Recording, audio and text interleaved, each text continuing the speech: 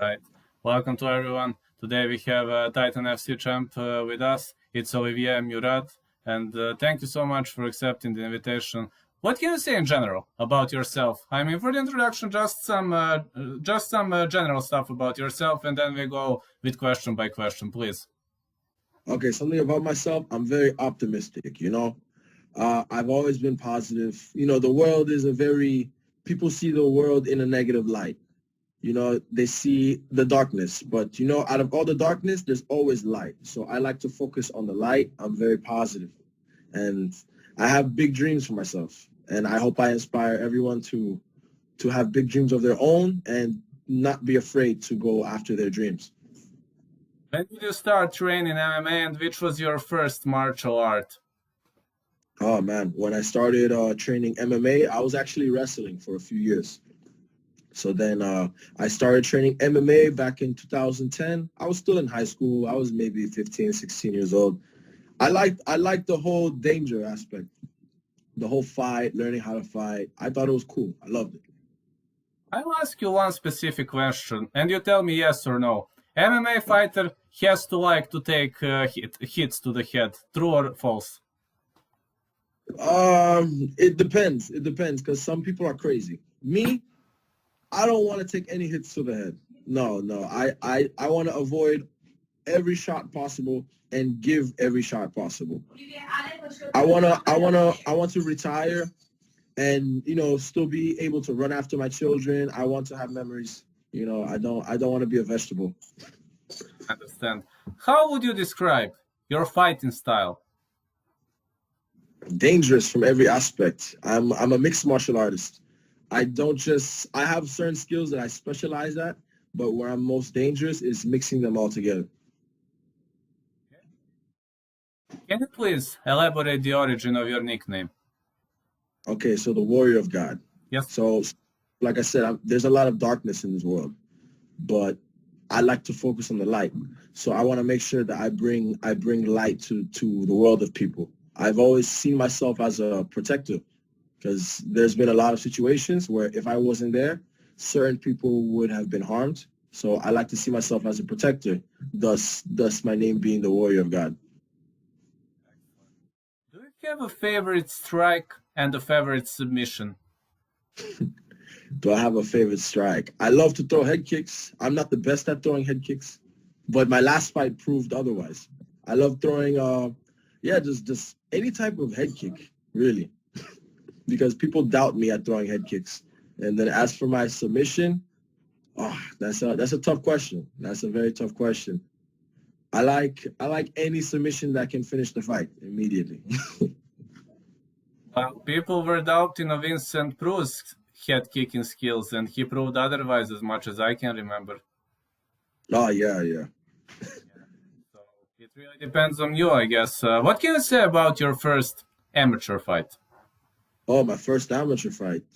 I won. I was a very strong wrestler, so all I mainly focused on was wrestling. But in fights, things never go as planned.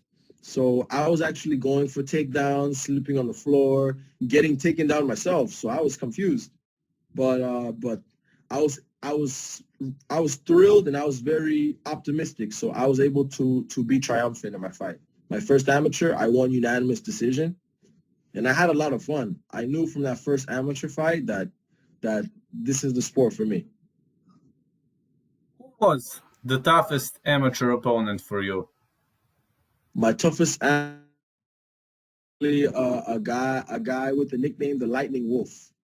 We fought each other. We were both 2-0, and I was actually being screwed over by the ref because the ref in the fighters meeting, they said if someone locks you up in a triangle, you can pick them up, slam them, and then you have to readjust before you pick them up again.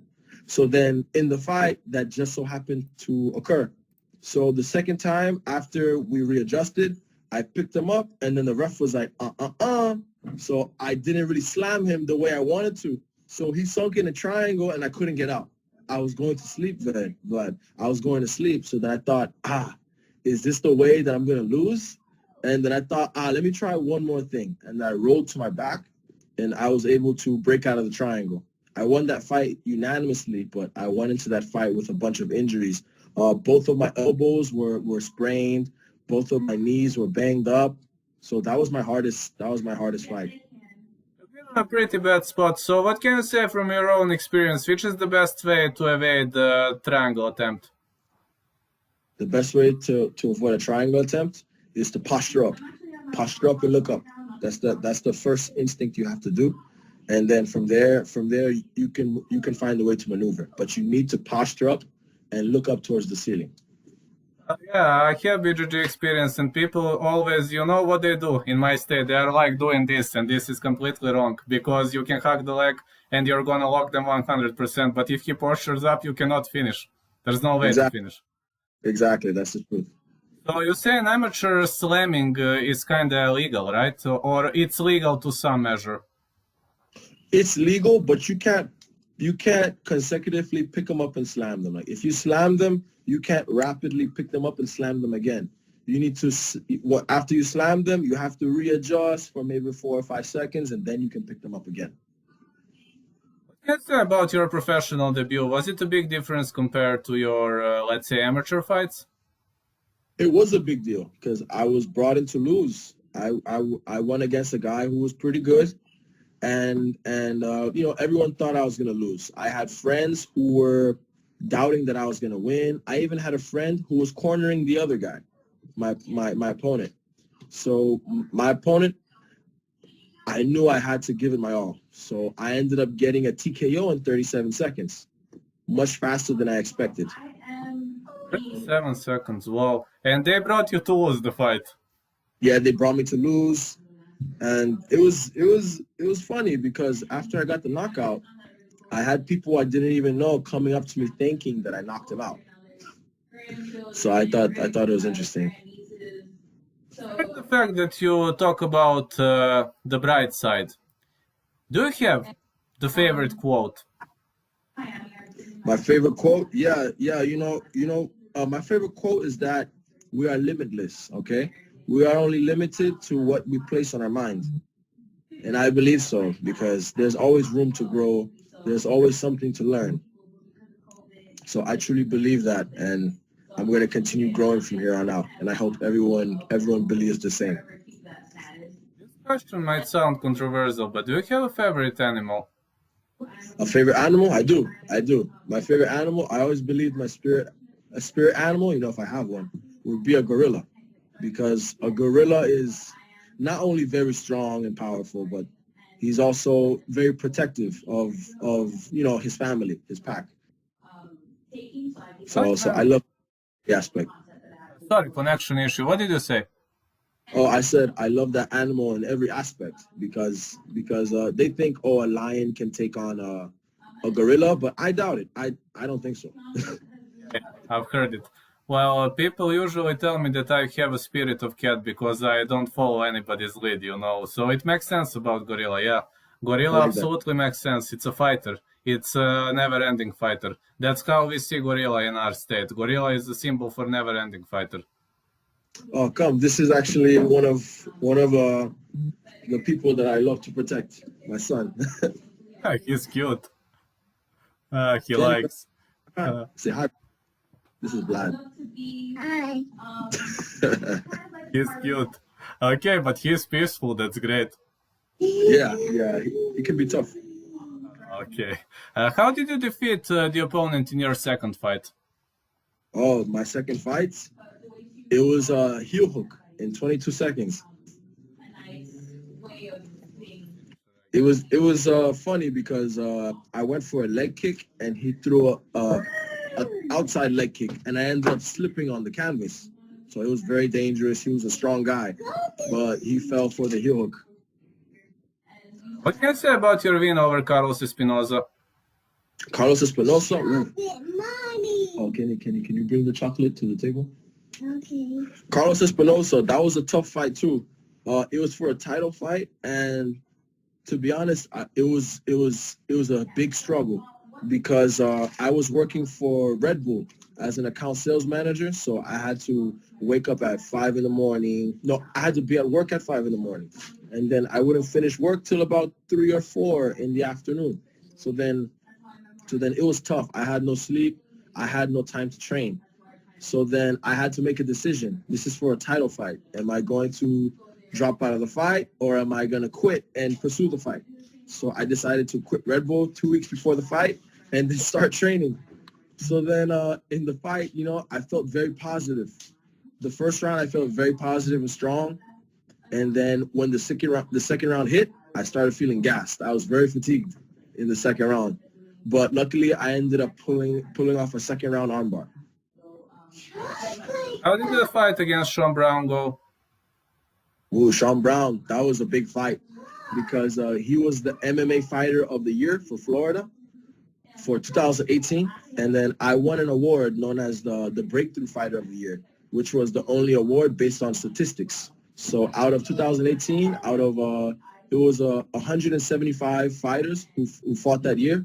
Only 11 fought 3 times. I was the only fighter to go undefeated and win a professional title, but I wasn't the MMA fighter of the year.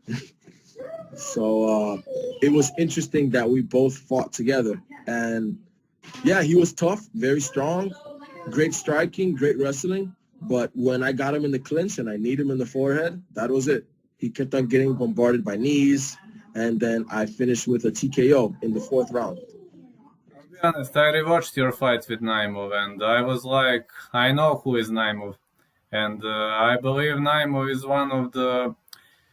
I know it sounds a bit odd, but I think he is UFC potential, and you defeated UFC potential pretty much easily. So what can you say about that fight?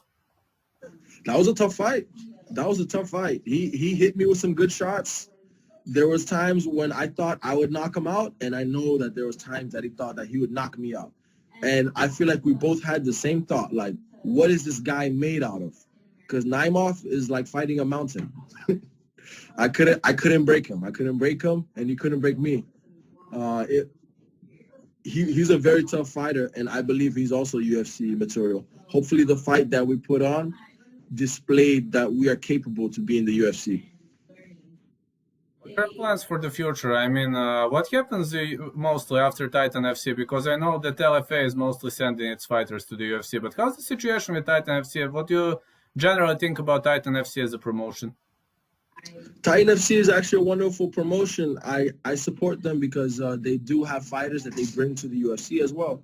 Lex is supposedly a good friend with Dana White, so that's good. Us fighters, we're getting the recognition that we deserve. Now,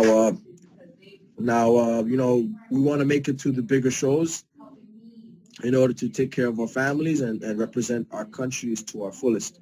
So Titan is a great platform to help us boost us to the next level. But for now, you plan to keep the ball rolling and wait for the opportunity, right? I agree. Right now, all I can do is make sure I'm prepared for any opportunity that comes my way. I'm looking towards the bright side. Would you like to add something to this interview? Would you like to greet someone or to give a shout out to someone? Yeah. I wanna give a shout out to a few people, but first I want to give a shout out to Mohammed Naimov and all of his supporters from Tajikistan. I know it was a tough fight.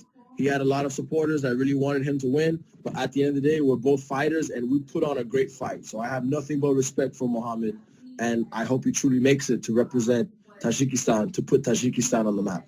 And I'm going to do my hardest to make sure that I put Haiti on the map, because we are 2 countries that the world does not want to recognize. So we deserve that recognition. And then big support to my team, Freedom Fighters MMA out in Miami. They made me who we are, who I am. And we are also underdogs. A lot of people, they don't want us to become big names. So I'm fighting for everyone who needs to be heard, who have been shunned out by bigger gyms, bigger corporations. No, it's our time. We need to fight for who we are and make sure our voices are heard. You are pretty much similar for one thing. Basically, I'm pushing my state forward as well, as you can see. Mm-hmm. Yeah. Bulgaria. Yeah, I'm also pushing my state forward. I'm the only one in the Western world from Bulgaria that is approved, so I know how it is, and it is very hard. You know, it's hard to gain respect from people. So especially when you come from a small state. So I know how it is. I don't know how you feel about it, but I know it's hard on my end. I don't know how you feel about it. Yeah, it's very tough. It's very tough, and that's why I'm trying my hardest to make sure that our voices are heard and our countries are recognized. You know, I have a teammate who's Bulgarian, so she tries to show me a few words. I know like dobro utro, like good morning, and blagodaria is how you say thank. Thank you. Yeah. Aj Thank няма you. да го имаш. That means you'll never have him. Understood. Okay, I'll open it a little bit. Okay, Kenny? Thank you so much for this interview, and I will start creating the video now. Like in 2 hours, you can expect it. Does it sound okay? Yeah, that sounds perfect, Vlad. I appreciate that. Okay, I will send you a message as soon as it's done. So have a great day, and thank you so much. Definitely. Likewise. God bless.